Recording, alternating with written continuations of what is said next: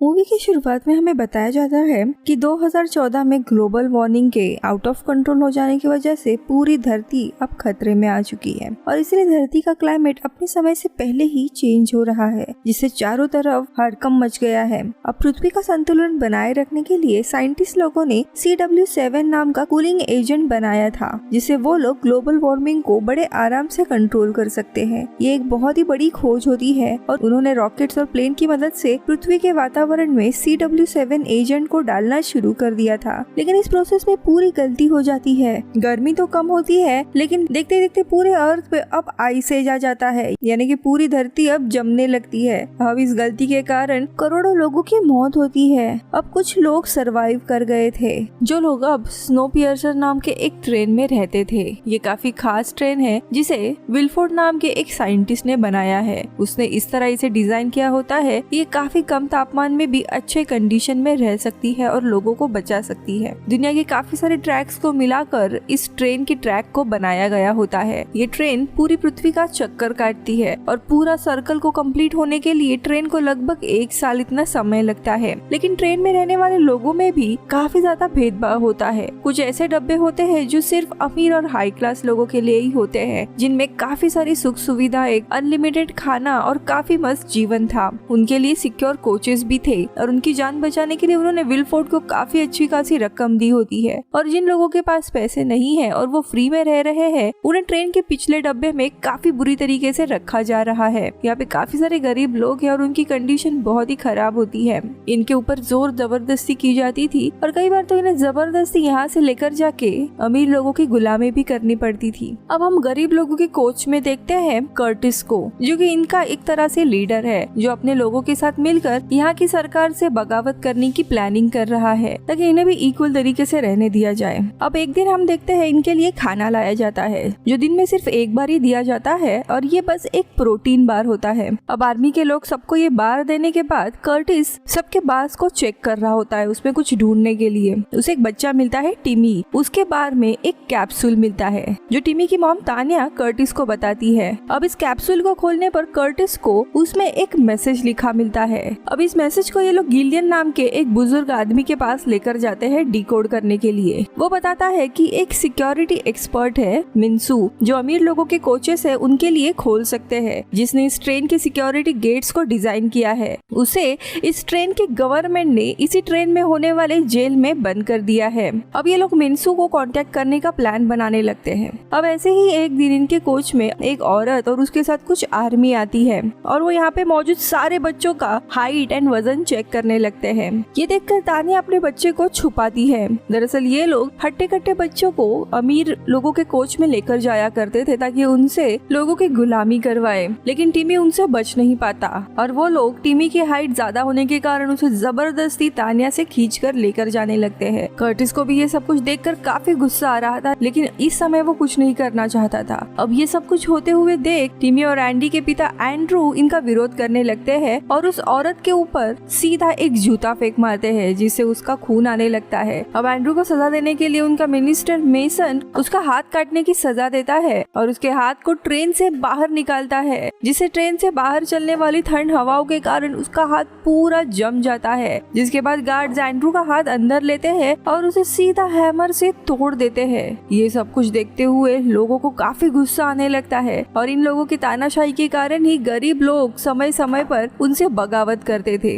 अब ये सभी लोग एक साथ बैठे होते हैं, तभी कर्टिस गिलियम को बताता है कि कैसे कुछ साल पहले हमने जब बगावत की थी तब आर्मी के पास की सारी बुलेट्स खत्म हो चुकी है। दरअसल इनके ऊपर की तानाशाही के कारण काफी बार इन लोगों के बीच में लड़ाई हो रही थी। इस बात को कंफर्म करने के लिए कर्टिस की जब टर्न आती है प्रोटीन बार लेने की, तब वो एक सोल्जर की गन को अपने सर पे रख कर उसे चलाने के लिए कहता है, लेकिन गोली नहीं चलती, जिसे देखकर वहाँ पे मौजूद सारे गरीब लोग समझ जाते हैं कि सच्चाई क्या है। फिर कुछ दिन बीत जाते हैं और ये लोग लोहे के बड़े बड़े पाइप्स बनाने लगते हैं और फाइनली वो दिन आता है जिस दिन ये लोग उस बड़े से पाइप को लेके सीधा अगले वाले कोच का दरवाजा खोल देते हैं और वहाँ पे मौजूद सारे सोल्जर्स को एक एक करके मारने लगते हैं। दरअसल ये आगे वाला कोच एक जेल होता है। आसपास के सारे सोल्जर्स को मार देते हैं और ये लोग अलग अलग बॉक्सेस में से मिनीसू को ढूंढने लगते हैं। दरअसल ये एक मामूली जेल नहीं होता, यहाँ पे कैदियों को बेहोश करके बॉक्स में डाल दिया जाता था। फाइनली इनको मिन्सू मिल जाता है, लेकिन वो एक ड्रग एडिक्ट है और यहाँ पे बेहोश पड़ा हुआ था। उसे और एक पाउडर सुंघा कर जगा दिया जाता है और उसे सफेद पाउडर के बदले में सारे ट्रेन के कोचेस को खोलने के लिए कहा जाता है। उनकी बात मानने से पहले मिन्सू उसकी बेटी योना को आजाद करवाने को कहता है, जो पास ही में होती है। अब योना को फ्री करके ये सब लोग मिन्सू के साथ ये लोग आगे वाले कोच तक पहुँचते हैं और मिन्सू काफी मुश्किल से उसे खोल देता है, लेकिन इस कोच में कोई भी नहीं होता। पूरा सामान रखा हुआ था, लेकिन अचानक से बहुत सारा उजाला इनके सामने आ जाता है। अब ये लोग बाहर की दुनिया देखते हैं और इन्हें समझ आता है कि बर्फ धीरे धीरे पिघल रहा है, जो इनके लिए एक अच्छा संकेत है, यानी ये लोग बाहर रह सकते हैं। खैर, अब आगे वाला गेट खोलकर ये सभी लोग अगले कोच में पहुंच जाते हैं, जहाँ पर एक इंसान इनके प्रोटीन बार बना रहा होता है। सब लोग इन प्रोटीन बार्स पर कूद पड़ते हैं, लेकिन वहाँ कर्टिस को पता चलता है कि इनके प्रोटीन बार काफी सारे कॉकरोचेस को पिघलाकर बनाया जाता है, जिसे वो काफी शौक होता है। लेकिन ये बात अपने साथियों को नहीं बताता, वरना सभी लोग बहुत ही गुस्सा हो जाते। अब वहाँ का जो शेफ होता है पॉल, उसके पास वही कैप्सूल मिलती है और कर्टिस उससे पूछने लगता है कि ये मैसेज आखिरकार कौन भेजता है। तो इस पर पॉल बताता है कि ये सब कुछ वो नहीं जानता, लेकिन कोई है जो आगे वाले कोच से इस कैप्सूल जैसे कोडेड वर्ड प्रोटीन बार में डालकर तुम लोगों तक भेजने के लिए कहता है। पॉल कर्टिस को एक और मैसेज दिखाता है जिसमें वाटर लिखा होता है। कर्टिस पास में खड़े गिलियन से इसके बारे में पूछता है, तो वो बताता है कि अगर वो लोग इस ट्रेन का वाटर सिस्टम अपने हाथ में ले ले तो पूरी ट्रेन को कंट्रोल कर सकते हैं। अब यहाँ पे अगला गेट खोलने से पहले मिन्सू की बेटी योना, जो दीवार के आर पार देख सकती है, वो कर्टिस को बताती है कि इस गेट के पीछे बहुत सारे सोल्जर कुल्हाड़ी और धारीदार हथियार लेकर खड़े हैं। और तभी मिन्सू गेट खोल देता है, जिसके बाद दोनों ग्रुप के बीच में घमासान लड़ाई शुरू होती है, जिसमें दोनों ग्रुप के काफी सारे लोग मारे जाते हैं। बीच लड़ाई में ये आर्मी का हेड आकर उन्हें बताता है कि ये ट्रेन अब ब्रिज को क्रॉस करेगी। इसी का मतलब ये था कि पूरा 1 साल बीत गया था, इसीलिए सब लोग लड़ाई रोक कर एक दूसरे को हैप्पी न्यू ईयर विश करते हैं। लेकिन तभी वहाँ पे मेसन आ जाती है, जो अपने आर्मी को इन सारे लोगों को मारने के लिए कहती है, जिसके बाद सारे सोल्जर नाइट विजन पहनकर तैयार हो जाते हैं। यहाँ पे योना के पास एक सुपर पावर होती है, जो कर्टिस को बताती है कि अब एक बहुत ही बड़ी टनल आने वाली है, जिसमें हमें कुछ भी दिखाई नहीं देगा। और ये कहते ही टनल आ जाती है, हर जगह अंधेरा फैल जाता है और सोल्जर इन सबको मारने लगते हैं। लेकिन तभी कर्टिस के लोग अपने हाथ में मशाल से उजाला कर देते हैं और इन दोनों की वापस लड़ाई शुरू हो जाती है।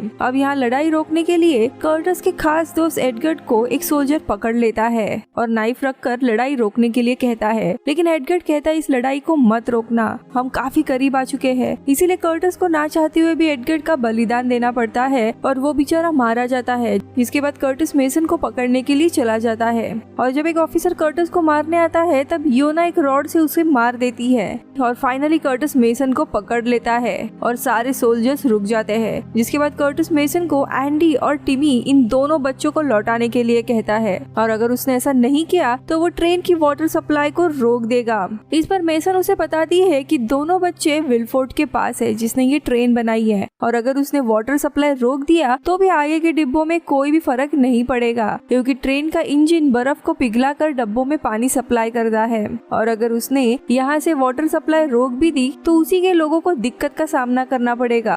जिसके बाद मेसन खुद की जान बचाने के लिए उन्हें विलफोर्ड के पास लेकर जाने लगती है। यहाँ पे कर्टिस अपने साथ अपने कुछ दोस्तों को लेकर मेसन के साथ जाने लगता है। जिसके बाद ये लोग जहाँ पर सब्जी और फ्रूट के अमीरों के लिए खेती होती है उस कोच को पार करते हैं। जिसके बाद एक एक्वेरियम का कोच आता है और उसके आगे होता है स्कूल वाला कोच, जहाँ पहुंचकर तानिया और एंड्रू अपने बच्चों के बारे में उस स्कूल में मौजूद सारे लोगों को पूछने लगते हैं। तो वहाँ पे एक बच्चा उन्हें कहता है कि ये दोनों भी यहाँ पर ही थे, लेकिन उन्हें आर्मी वाले लोग आगे के कोचेस में थोड़ी देर पहले लेकर गए हैं। लेकिन इसी दरम्यान वहाँ पे एक अजीब सा आदमी बहुत सारे अंडों की ट्रॉली लेकर आता है, लेकिन अचानक से वो अपने ट्रॉली से गन निकालता है और इन सारे गरीब लोगों पर हमला करने लगता है। उसी के साथ साथ वहाँ पे मौजूद गार्ड्स भी ट्रॉली में से गन निकाल कर इन पे हमला करते हैं और तो और टीचर भी अपने पॉकेट से गन निकाल कर हमला करने लगती है। और इन सारे हमलों में एंडी के पिता एंड्रू मारे जाते हैं। इनकी वापस से लड़ाई शुरू होती है, लेकिन तभी कर्टिस का एक साथी ग्रे टीचर के ऊपर चाकू फेंककर उसे मार देता है। उसी समय कोच में ट्रेन के अंदर की फुटेज चलने लगती है, जिसमें गार्ड्स के इंचार्ज ने कर्टिस के साथी गिलियम को मार दिया था। गुस्से में आकर कर्टिस टीचर की गन निकाल कर मेसन को मार देता है और अपने साथियों के साथ आगे बढ़ने लगता है। जहाँ पहुंचकर वो लोग अमीर लोगों को देखते देखते हैं जो बहुत ही आराम से अपनी जिंदगी जी रहे होते हैं। अब आगे का गेट खोलने के लिए मंसू को भी बहुत ज्यादा टाइम लग रहा होता है। तब तक गार्ड्स के इंचार्ज वहाँ आकर इन पर हमला कर देते हैं। इस हमले में काफी सारे लोग मारे जाते हैं। अब सिर्फ 3 ही लोग बचे हुए थे, कर्टिस, मंसू और योना। यहाँ पे टिमी की मॉम तानिया भी बहुत ही ज्यादा जख्मी हो गई थी। वो अपने बेटे का फोटो कर्टिस को देकर कहती है कि इसे प्लीज बचाना, जिसके बाद वो बेचारी भी मारी जाती है। अब आगे बढ़ते हुए तीनों लोग इंजन के पास वाले कोच में पहुंच जाते हैं, जिसका गेट मिंसू से भी खुल नहीं रहा था,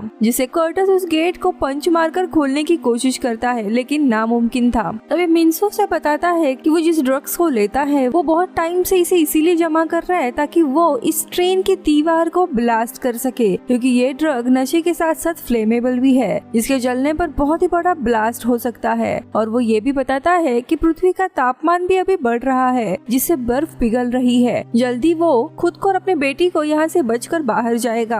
अब इनके बातचीत के दरमियान ही वो दरवाजा खुल जाता है और वहाँ पर वही औरत आ जाती है जो उन दोनों बच्चों को अपने साथ लेकर गई थी। दरअसल ये औरत विलफोर्ड की ही असिस्टेंट होती है और वो कर्टिस और इन दोनों लोगों को विलफोर्ड से ही मिलवाने लेकर जाती है। और यहाँ पे कर्टिस खुद सामने आता है और मूवी का बहुत ही बड़ा प्लॉट रिवील होता है कि इनको मैसेज भेजने वाला इंसान और कोई नहीं बल्कि विलफोर्ड ही था। उसने ऐसा इसीलिए किया था क्योंकि ट्रेन में लोग बहुत ही ज्यादा हो गए थे, जिस वजह से जल्दी ही खाने की कमी होने वाली थी। इसीलिए अमीर और गरीब दोनों तरफ से खाने का संतुलन बनाए रखने के लिए उसने कर्टिस को मैसेज भेजना शुरू कर दिया था ताकि गरीब लोग बगावत करे, जिससे लड़ाई हो और दोनों तरफ के लोग लड़ते हुए मारे जाए। जिसके बाद वो उसी आदमी को बुलाता है जिसने एक की ट्रॉली में से गन निकाल कर लोगों को दी थी। अब विलफोर्ड उसे कहता है कि पीछे के कोच में मौजूद सारे गरीब लोगों में से 75% लोगों को खत्म कर दो। उसे कहते ही गरीब लोगों पर गन चलने लगती है। उसकी चीखें विलफोर्ड और कर्टिस सुनने लगता है, जिससे कर्टिस का पारा 7वें आसमान तक पहुंच जाता है। लेकिन अब यहाँ पे वो ऐसे सिचुएशन में था कि कुछ कर भी नहीं सकता था। जिसके बाद विलफोर्ड कर्टिस को अपनी पोस्ट पर आने का ऑफर देता है क्योंकि वो एकलौता काबिल इंसान था इस पूरे ट्रेन में। तभी दूसरी तरफ से गार्ड का इंचार्ज जो अभी तक मरा नहीं होता वो एकदम से उठता है और मिंसू पर हमला कर देता है। मिंसू योना को कर्टिस के पास से मैच बॉक्स लेने के लिए भेजता है ताकि वो अपने ड्रग्स से वहाँ पे धमाका कर सके। जब योना कर्टिस के पास जाती है तभी उसे अपने सुपर पावर से टिमी और एंडी दोनों बच्चे दिख जाते हैं जो ट्रेन के इंजन के अंदर काम कर रहे होते हैं। कर्टिस को इसके बारे में वो बताकर जब योना एक छोटा सा गेट खोलती है तो उन्हें दोनों बच्चे मिल जाते हैं जो बहुत ही बुरी कंडीशन में वहाँ पे होते हैं। कर्टिस इसके बारे में विलफोर्ड से पूछता है तो विलफोर्ड उसे बताता है कि इस ट्रेन के इंजन के कुछ पार्ट्स खराब हो चुके हैं, जिसे ट्रेन को लगातार चलने में काफी दिक्कत आ रही है। इसीलिए पार्ट्स के साइज के कुछ बच्चे चाहिए जो इंजन के पार्ट्स की तरह काम करके ट्रेन को लगातार चलाते रहे। ये सुनकर कर्टिस तो पूरा आग बबूला हो जाता है और विलफोर्ड के गाल पर जोर का मुक्का मार के उसे बेहोश कर देता है और योना को मैच बॉक्स देकर मिंसू के पास भेज देता है। जिसके बाद एंडी तो अपने आप बाहर आ जाता है, लेकिन टिमी को जब कर्टिस इंजन से बाहर निकालने लगता है तब उसका हाथ फंस जाता है, जिससे वो काफी जख्मी हो जाता है। लेकिन वो कैसे भी करके उसे भी निकाल कर उसकी जान बचा लेता है। तो यहाँ पीछे हम देखते हैं सब जगह शांति थी, लेकिन तभी योना उस पाउडर में आग लगाकर ट्रेन में जोरदार धमाका कर देती है, जिस धमाके से हम बाहर का नजारा देखते हैं। बर्फ की ऊंची ऊंची पहाड़ों में बहुत ही बड़ा ब्लास्ट हो जाता है और ट्रेन अपने ट्रैक से निकल जाती है। आधी ट्रेन खाई में गिर जाती है तो कुछ पार्ट्स ट्रैक से निकलकर बर्फ में बहने लगते हैं। ये पूरा एक्सीडेंट हो जाता है जिसमें काफी सारे गरीब और अमीर लोग मारे जाते हैं। अब सब कुछ शांत होने के बाद योना टिमी के साथ ट्रेन से बाहर आती है तो उसे वहाँ पर अपने सामने एक पोलर बेयर दिखाई देता है, जिससे हमें ये पता चल जाता है कि अब पृथ्वी इंसान और जानवरों के रहने के लायक हो गई है, क्योंकि तापमान बढ़ने के कारण धरती पर जमी हुई आइस धीरे धीरे पिघलने लगी है, जिससे अब आइस एज खत्म होने वाला है। और इसी के साथ ये कहानी खत्म होती है। मैं मिलती हूँ अगले वीडियो में, तब तक के लिए बाय बाय।